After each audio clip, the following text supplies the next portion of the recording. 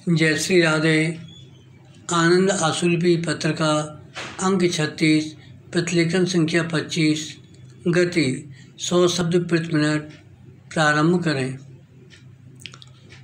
महोदय, प्रगति और वृद्धि की दर में तेजी लाने के मार्ग पर चलने के लिए सामूहिक प्रयास की आवश्यकता होती है। विराम।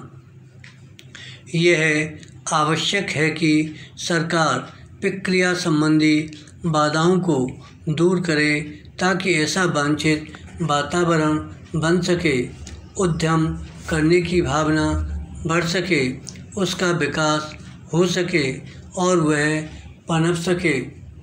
हमने यही करने की चेष्टा की है। विराम।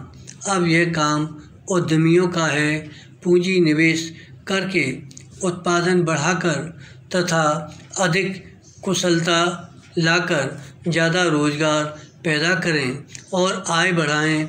आय बढ़ने के साथ साथ मांग बढ़ेगी और इस तरह उत्तरोत्तर वृद्धि का चक्र शुरू हो जाता है। विराम। इस तरह पूरा पिरामिड बढ़ता जाएगा। विराम। यह विचार बड़ा स्पष्ट और सरल लगता है, परंतु जब इसे हमारे जैसे विशाल आकार, जनसंख्या और सामाजिक जटिलताओं वाले देश पर लागू किया जाता है तो इसे कार्यान्वित करना अत्यंत दुष्कर कार्य हो जाता है। विराम। पैरा। अब चूँकि प्रगति और वृद्धि के लिए वातावरण अधिक अनुकूल बन गया है, इसलिए अब संसाधनों का प्रश्न सामने आता है। विराम। प्रौद्योगिक गुणवत्ता, उत्पादकता और प्रतियोगिता के प्रश्न सामने आते हैं। इन प्रश्नों पर विचार करते समय हमें विदेशी कारकों की समस्या पर भी ध्यान रखना पड़ता है। विराम। इस संदर्भ में विदेश से निवेश और प्रौद्योगिकी अपने देश में आती रहे, यह प्रश्न प्रासंगिक बन जाता है। बाजार में प्रवेश मिलने का प्रश्न भी महत्वपूर्ण बन जाता है। विराम। हमें अपनी अर्थव्यवस्था को विश्व अर्थव्यवस्था के एक भाग के रूप में ही देखना चाहिए। विराम। हम एक अलग थलग द्वीप बनकर नहीं रह सकते। हमें तो स्वयं को विश्व की प्रणाली के एक भाग के रूप में ही देखना चाहिए। इसी के साथ द्वीप का भी अस्तित्व बने रहना चाहिए और राष्ट्रीय हितों की उपेक्षा नहीं की जा सकती। विराम। जिसे विश्वव्यापीकरण कहा जाता है वह विश्व का एक भाग बनने का प्रयास मात्र है। विराम। इसके बाद ही हम शेष विश्व से यह आशा कर सकेंगे कि वह हमें हमारी आवश्यकता की चीज़ें प्रदान करे।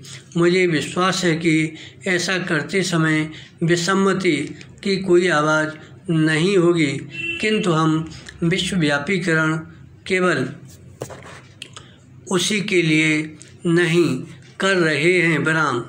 यह तो विशिष्ट रूप से भारत के लोगों के हितों को ध्यान में रखते हुए किया जाना चाहिए।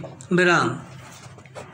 क्योंकि शून्य देकर केवल शून्य ही मिलता है, इसलिए हम अपना लक्ष्य तभी प्राप्त कर सकते हैं जब हम यह दिखा दें कि इससे देने वाले और लेने वाले दोनों का लाभ है। विश्व अर्थव्यवस्था आज अधिकांशतः बाजार की ताकतों के सहारे चल रही है और यदि हम इन बातों को अनदेखा कर देंगे तो इससे हमें भी भारी हानि उठानी पड़ेगी। विराम। अपने प्रयासों में हमने इस वास्तविकता को स्वीकार करने का प्रयास किया है। विराम। विश्वव्यापीकरण से हम अभिभूत नहीं हैं, परंतु हम अपनी ओर से यथार्थ को समझने की पूरी चेष्टा करते हैं। विराम।